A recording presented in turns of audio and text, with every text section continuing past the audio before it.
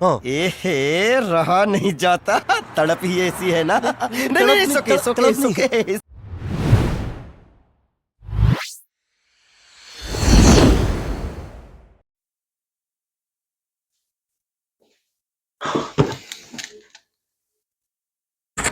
So, guys, welcome to Daily Football Madness. और things are happening, absolutely are happening in transfer market. और बहुत बहुत ज्यादा news चल रही है बार्सिलोना से रिलेटेड, तो काफी ज्यादा न्यूज चल रही है। बट सिटी फाइनली वो डेक्लन राइस वाले केस के बाद लोग सोच रहे थे यार सिटी क्या करेगी। अभी तो यही न्यूज आ रही है कि प्लेयर छोड़ के जा रहे हैं, लेकिन सिटी करेगी क्या। लेकिन सिटी, जैसे मैं हमेशा कहता हूँ, पेप गार्डियोला, ऑब्वियसली सिटी एक बहुत बेहतरीन प्रोजेक्ट है और कोई भी प्लेयर दुनिया का जो है वो बड़ी आसानी से जो है वो इस प्रोजेक्ट की तरफ और पेप गार्डियोला की तरफ अट्रैक्ट हो जाता है। And the same is the case with Guardiola. Guardiola to City here we go हो चुका हुआ है। और एज पर फेब्रिजियो रोमानो और मेडिकल टेस्ट भी हो चुके हैं उनके, as per Fabrizio Romano. City are, मतलब मैंने आपको बताया था कि सिटी को कोई फर्क नहीं पड़ता, पेप गार्डियोला को कोई फर्क नहीं पड़ता, और एक अच्छा राइट माइंडसेट है यहाँ पे सिटी का और पेप गार्डियोला का। जो प्लेयर रहना चाहता है वो रहे। We are the project, we are the main project, we are the main stake holders.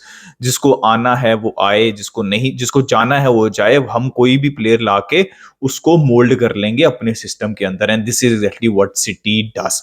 अब गवार्डियोल आ चुके हैं और आप इमेजिन करें, आई थिंक एमरिक लपोर्ट जाएंगे, शायद वॉकर भी चले जाएंगे, बट इमेजिन जो उनके पास ऑप्शंस हैं सेंटर बैक के ऊपर, ग्वार्डियोल हैं, डियाज हैं, स्टोन्स हैं, अकांजी हैं, आके हैं। This is absolutely amazing from city, right. तो दे डू एवरीथिंग राइट। वो आप किसी भी उसके अंदर डाउट में ना रहा करें। फिर वो डेक्लन राइस के लिए ऊपर गए, लेकिन उनको पता था कि वरना उन्होंने डेक्लन राइस को भी पकड़ लेना था। अगर उनकी प्रायोरिटी होती ना डेक्लन राइस, तो उन्होंने डेक्लन राइस को भी पकड़ लेना था, लेकिन उनकी प्रायोरिटी नहीं थे। बिकॉज कैल्विन फिलिप्स थे, उनके पास रॉड्री थे, स्टोन्स भी उस पोजीशन के ऊपर खेल लेते हैं, तो वो एब्सोल्यूट जो प्रायोरिटी है वो नहीं थे।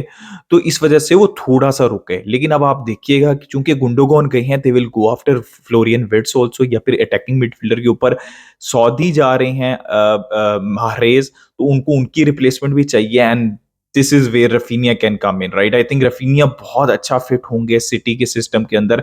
But obviously being a Barca fan, I don't want to sell Raphinha, लेकिन रफीनिया एक नेचुरल ऑप्शन मुझे ऐसा लगता है कि लगते हैं, जो कि मैनचेस्टर सिटी और इस सिस्टम में और मारेज की रिप्लेसमेंट हो सकते हैं सिटी के अंदर।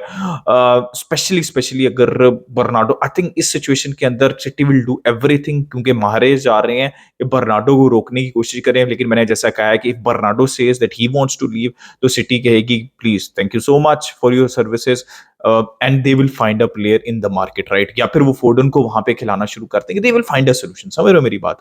तो सिटी इज वेरी सीरियस, और आप देखिएगा कि they will move very swiftly. और मैंने हमेशा से कहता हूँ ये बेहतरीन प्रोजेक्ट है सिटी का। सिटी हम अब सिर्फ बाइंग क्लब नहीं है, पिछले 6-7 साल से स्पेशली अंडर पेप गार्डियोला वो प्लेयर्स बेचते हैं, अच्छी प्राइस के ऊपर बेचते हैं। 35 से 40 मिलियन प्लस एड ऑन्स को उनको मिल रही हैं फॉर मारेज। तो this is good, and they can invest in other position also, right. तो वो बेचते, अच्छा खरीदते भी हैं और अच्छा बेचते भी हैं। अब चूंकि हम बात कर रहे हैं सिटी के ऊपर, तो बारसा की भी डिस्कशन यहीं से स्टार्ट कर देते हैं। रफीनिया की न्यूज आ रही है कि he will go to Manchester City, और it is very much possible. मुझे ऐसा लग रहा है कि ये चीज हो सकती है। City will try for it, right. और उसके अलावा और भी प्लेयर्स के लिए वो ट्राई करेंगे, but they need a right winger right now.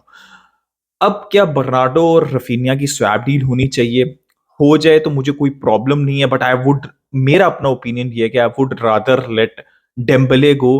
Because Raphinha एक अश्योरिटी देते हैं, अवेलेबिलिटी देते हैं, और ऐसा नहीं है कि technically is a bad player, he is a good player. 20+ goal assist अगर एक प्लेयर देता है, तो ही पहले सीजन के अंदर प्लेइंग फॉर बार्सिलोना, तो उसके अंदर कुछ है। तो आई कैन इमेजिन कि वो कहाँ अपना पोटेंशियल, कि शायद वो इससे इंप्रूव करके वो कहाँ जा सकते हैं। मैं डेम्बले को ऑलरेडी 5 साल देख चुका हूँ, he has a huge potential, but वो 3-2 महीने, कभी ऐसा सीजन नहीं गुजरा जिसमें वो 2 महीने इंजर्ड ना हो। तो I am more inclined towards letting Dembele go and bringing Bernardo Silva, right? लेकिन मुझे ऐसा लगता है कि ये वाली डील जो है ना बहुत कॉम्प्लिकेटेड होने वाली है। Although Bernardo wants to come, लेकिन वो पब्लिकली उन्होंने ऐसा कुछ कहा नहीं है, ठीक है। तो रफीनिया और बर्नार्डो का स्वैप हो सकता है, I am not that confident on it, लेकिन मुझे इसके अंदर भी इश्यूज लगते हैं। बिकॉज स्वैप आप कर भी देंगे तो रफीनिया और फेरन टोरेस के लिए स्पेशली स्पेशली इन 2 प्लेयर्स के लिए मैं ये बात कहता हूँ कि इनके लिए फ़ायदा एफएफपी में ज़्यादा होने वाला नहीं है आपको। उसकी रीज़न सिंपल सी है, बिकॉज़ आपने अभी ऑलरेडी पेमेंट करनी है इनकी, जो जहाँ लीड्स को या फिर सिटी को, ठीक है? तो बहुत ज़्यादा फ़ायदा एफएफपी में होने वाला नहीं है। हो सकता है बर्नार्डो आएँ और उनसे आपको रिक्वेस्ट करनी पड़े कि भाई इतनी कम सैलरी लो, पहले सीज़न बहुत ही कम सैलरी लो, जैसे ऑबामेयांग का केस था, कि आप उनको रजिस्टर कर पाएँ। तो आपको वेजेस के अंदर, एफएफपी के अंदर इश्यूज हो सकते हैं इस डील के अंदर। तो दैट्स व्हाई मुझे ऐसा लगता है कि शायद ये ना हो पाए। ठीक है, मुझे ऐसा लगता है कि बर्नार्डो वाला काम ना हो पाए।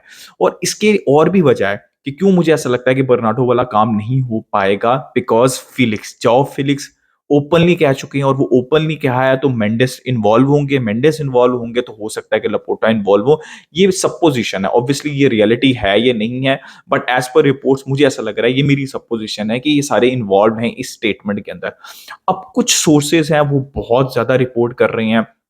अच्छा, रफीनिया के बारे में जावी मिगेल ने एक और चीज रिपोर्ट की है, बाकी कह रहे हैं कि सिटी इंटरेस्टेड है, लेकिन 100% उन्होंने कहा है कि ही विल स्टे, वो main part, but things can change very quickly, right? समझ रहे हो ना मेरी बात? बिकॉज मार्केट बहुत तेजी से मूव कर रही है, ट्रांसफर मार्केट स्पेशली जब से सऊदी इन हुई है ना इस मार्केट के अंदर, तो बहुत चीजें बहुत जल्दी चेंज हो जाती हैं और पता भी नहीं चलता। बट जावी मिगेल ने रफीनिया के लिए रिपोर्ट किया।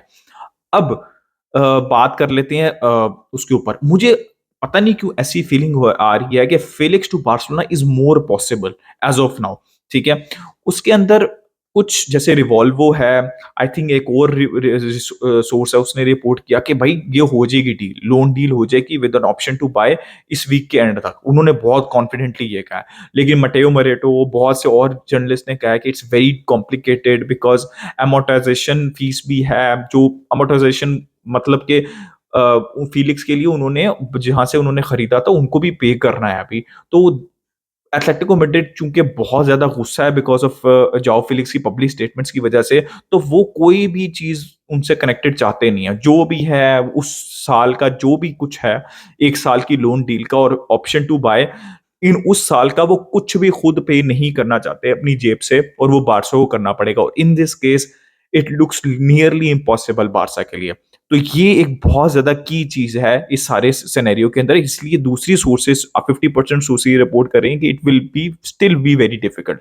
अब ये इजी कैसे हो सकती है? जैसे फॉर एग्जांपल कैसी डायरेक्ट स्वैप हो जाए कि बारसा अभी उनको लिया है अपनी टीम के अंदर और वो कॉन्ट्रैक्ट साइन कराए हो जिसके अंदर उनकी वेजेस कम हो as per Barça requirements, right?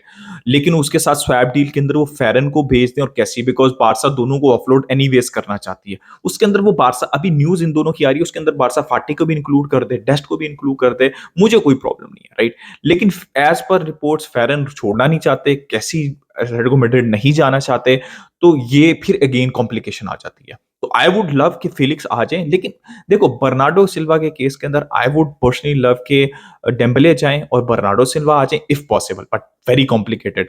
और इस केस के अंदर आई वांट के फेरन और फाटी में से कोई एक जाए, कैसी जाए और जाओ फिलिक्स आ जाए, बिकॉज भाई जगह कहाँ पे है? बर्नार्डो अगर आएंगे तो ऑलरेडी डेम्बले और रफीनिया में से कोई एक प्लेयर बेंच पे बैठेगा। फिलिक्स आएंगे तो फिलिक्स ऑलरेडी बेंच के ऊपर है। फाटी फेरन की तो वैसे ही जगह नहीं मिल रही स्टार्टिंग 11 में। गावी की बन नहीं रही मेरे हिसाब से। गुंडोगन और पेड्री अटैकिंग एरियाज में स्टार्ट करेंगे। तो आप समझ रहे हैं ना, तो इन प्लेयर्स का जाना बहुत जरूरी है, इस डील के अंदर इंक्लूड होना बहुत जरूरी है। अब क्या वो एथलेटिको मैड्रिड एक्सेप्ट करेगी? क्या ये प्लेयर्स एक्सेप्ट करेंगे? That's the main issue. तो मुझे फिर भी शायद जाओ फिलिक्स की डील, बिकॉज वो ओपनली कह चुके हैं, थोड़ी सी आसान लगती है। बिकॉज एथलेटिको मैड्रिड के पास, जैसे कैंसेलो की डील भी मैं कहता हूं कि पॉसिबिलिटी है, बिकॉज एथलेटिको मैड्रिड फिलिक्स को रखना नहीं चाहती, कैंसेलो, मैनचेस्टर सिटी कैंसेलो को रखना नहीं चाहते। तो ये एक पॉजिटिव है जिसके अंदर आप लूप होल्स ढूंढ सकते हैं। लेकिन बर्नार्डो को वो रखना चाहते हैं, बर्नार्डो बेशक आना भी चाहते हो, बट सिटी ने भी तो अंडर कॉन्ट्रैक्ट प्लेयर है ना, तो सिटी ने भी तो अपना सोचना है ना। तो वो थोड़ी सी डिफिकल्ट, वो सिटी कह सकती है ठीक है आप जाना चाहते हैं जाएं, but we want upfront fees, हम लोन डील के ऊपर नहीं भेज रहे, जो कि सोर्सेस रिपोर्ट भी कर रही हैं, ठीक है, बाय द वे। तो ये सारी चीजें हैं, मैंने आपको एक्सप्लेन कर दिया। क्या मेरे हिसाब से इन सब से पे ध्यान देने के बजाय, और इवन किमिक, लोग कहते हैं यार किमिक क्यों नहीं, बाकी भाई लोग समझो, किमिक अगर बाइन बेचना भी चाहती है ना, तो वो पूरे पूरे पैसे मांगेंगी, स्पेशली बारसा से और इवन हर किसी क्लब से। पूरे पूरे पैसे, upfront fees, no deal option, no loan option. लेकिन फिलिक्स और बर्नार्डो के केस में, इवन कैंसेलो के केस में ये ऑप्शन नजर आ रही है किसी हद तक, बाकी किसी केस में नहीं नजर आ रही।